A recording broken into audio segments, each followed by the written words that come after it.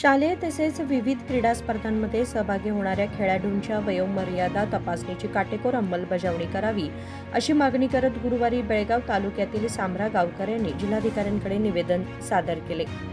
शाळा, तालुका, जिल्हा आणि राज्यस्तरीय क्रीडा स्पर्धांमध्ये काही स्पर्धक बनावट जन्मदाखले तसेच चुकीची कागदपत्रे वापरून वयोमर्यादेचे नियम मोडत असल्याचे आरोप होत आहेत। यामुळे खऱ्या अर्थाने पात्र आणि गुणी खेळाडूंवर अन्याय होत असून क्रीडा क्षेत्रातील पारदर्शकता आणि निष्पक्ष स्पर्धेला धक्का बसत आहे असे निवेदनात नमूद करण्यात आले आहे।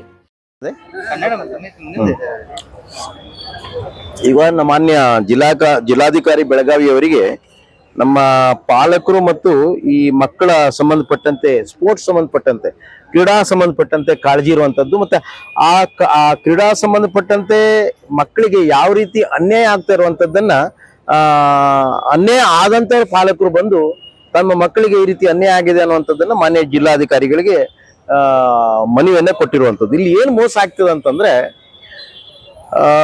ಅಂಡರ್ ಅಥವಾ 18 ವರ್ಷದ ಕೆಳಗೆ ಅಥವಾ 17 ವರ್ಷದ ಕೆಳಗಡೆ ಇರುವಂತ ಬೇರೆ ಬೇರೆ ಸ್ಪೋರ್ಟ್ಸ್ ಉದಾಹರಣೆಗೆ ನೀವು ಕುಸ್ತಿ ಅಂತ ಹೇಳ್ಬೋದು ಅಥವಾ ಶಟಲ್ ಬ್ಯಾಡ್ಮಿಂಟನ್ ಅಂತ ಹೇಳ್ಬೋದು।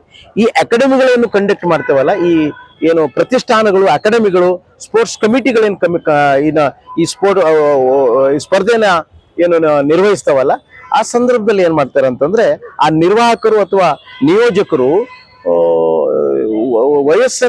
ಮಕ್ಕಳ ವಯಸ್ಸನ್ನ ದೃಢೀಕರಣ ಆಗದೆ ಹೆಚ್ಚು ವಯಸ್ಸಿನ ಮಕ್ಕಳನ್ನ ಕಡಿಮೆ ವಯಸ್ಸಿನ ಮಕ್ಕಳ ಜೊತೆಗೆ ಆಡಿಸುವಂತದ್ದು, ಇಲ್ಲಿ ಈ ರೀತಿಯಾದಂತ ಕೆಟ್ಟ ಪದ್ಧತಿಯನ್ನ ಹೋಗ್ಲಾಡಿಸ್ಬೇಕು ಮತ್ತೆ ಆ ಸಣ್ಣ ವಯಸ್ಸಿನ ಮಕ್ಕಳಿಗೆ ಅನ್ಯಾಯ ಆಗ್ತದ ಅನ್ನುವಂಥದ್ದನ್ನ ಮಾನ್ಯ ಜಿಲ್ಲಾಧಿಕಾರಿಗಳ ಗಮನಕ್ಕೆ ತಂದಿದ್ದಾರೆ। ಇಲ್ಲಿ ನಾನೇನು ಹೇಳೋದಂದ್ರೆ, ಇಲ್ಲಿ ಒಂದು ಉಲ್ಲೇಖ ಮಾಡಿ ಹೇಳಿದ್ದಾರೆ, ಮಹಾರಾಷ್ಟ್ರದಲ್ಲಿ ಒಂದು ಪದ್ಧತಿ ಇದೆ, ವಯಸ್ಸನ್ನ ದೃಢೀಕರಣ ಮಾಡಿ ದಾಖಲೆಗಳ ಮುಖಾಂತರ ದೃಢೀಕರಣ ಮಾಡಿ ಅವರನ್ನ ಸ್ಪೋರ್ಟ್ಸ್ಗೆ ಉಪಯೋಗಿಸುವಂತದ್ದಿದೆ। ಅದೇ ರೀತಿಯಾದಂತ ಆಯಾಮಗಳನ್ನ ಕರ್ನಾಟಕದಲ್ಲೂ ಆಗಬೇಕು, ಜಿಲ್ಲಾ ವ್ಯವಸ್ಥೆಯಲ್ಲೂ ಆಗಬೇಕು ಅನ್ನುವಂತ ಮನವಿಯನ್ನು ಇವತ್ತು ಕೊಟ್ಟಿದ್ದಾರೆ। ಇದು ನಿಜವಾಗಿ ಸಣ್ಣ ವಯಸ್ಸಿನ ಮಕ್ಕಳಿಗೆ ಅನ್ಯಾಯ ಆಗ್ತದ ಮತ್ತೆ ಅವರ ಆಟದ ಒಂದು ಪ್ರತಿಭೆಯನ್ನ ಹೇಳುವಲ್ಲಿ ತೊಂದರೆ ಆಗ್ತದೆ ಅನ್ನುವಂಥದ್ದನ್ನ ಹೇಳಿದ್ದಾರೆ। ಮಾನ್ಯ ಜಿಲ್ಲಾಧಿಕಾರಿಗಳು ಇದಕ್ಕೆ ಸೂಕ್ತ ಕ್ರಮವನ್ನ ಕೈಗೊಳ್ತೇವೆ ಅನ್ನುವಂಥದ್ದನ್ನ ಆಶ್ವಾಸನೆಯನ್ನು ನೀಡಿದ್ದಾರೆ। ಇಷ್ಟನ್ನ ಹೇಳಲಿಕ್ಕೆ ಹೋಯ್ತು। ಮತ್ತು ಆಯೋಜಕರು ಏನು ಅಂತಂದ್ರೆ ಸ್ವಾರ್ಥ ಮಾಡೋಕ್ಕಿಂತ ಹೆಚ್ಚಾಗಿ ಮಕ್ಕಳ ಪ್ರತಿಭೆಯನ್ನ ಎತ್ತು ನಿಲ್ಲಿಸುವಂತ ಕೆಲಸ ಮಾಡಬೇಕು।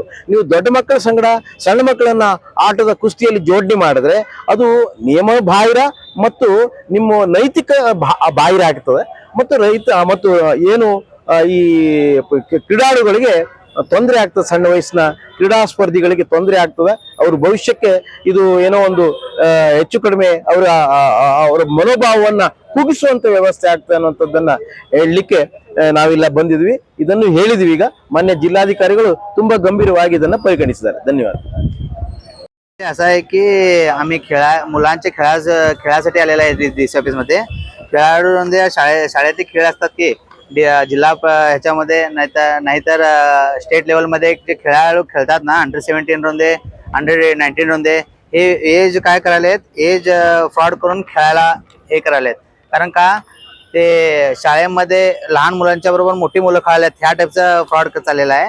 ते विषय असा आहे की कोर्टातून अप्रोटेड घेऊन त्याने ते शाळेमध्ये देतात। ते शाळेवाले काय करतात, तहसीलदार ऑफिसमध्ये देतात, तहसीलदार ऑफिसमध्ये करतात, त्याने ते एज बर्थ सर्टिफिकेट नवीन काढून देतात, तो सर्टिफिकेट नेऊन शाळेमध्ये देतात आणि वेज जेवढा आहे म्हणून सांगतात, करेक्शन करून आणलं, हे करून आणलं म्हणून सांगतात। त्याच्यासाठी जरासा ह्याच्यासाठी आम्ही डीसीकडे दिलेलं आहे लेटर की पहिल्यांदा त्यांचे 3 पुरावे घ्यायला पाहिजे। पहिला जन्म दाखला एक, तर सेकंड त्यांचा पहिलीला जो दाखला घालतात ना ते, त्यानंतर आत्ताचं आधार कार्ड, ते तीन असल्याशिवाय त्यांना खेळायचा मौका द्यायचा नाही असं म्हणून हे माझं म्हणणं। वासुदेव बसाने पाटील। यावेळी वासुदेव पाटील, कुमार हुबळीकर, सोमनाथ घंटीकर, सदीर मालई आदी उपस्थित होते। राजशेखर हिरेमठ, KMM मराठी, बेळगाव।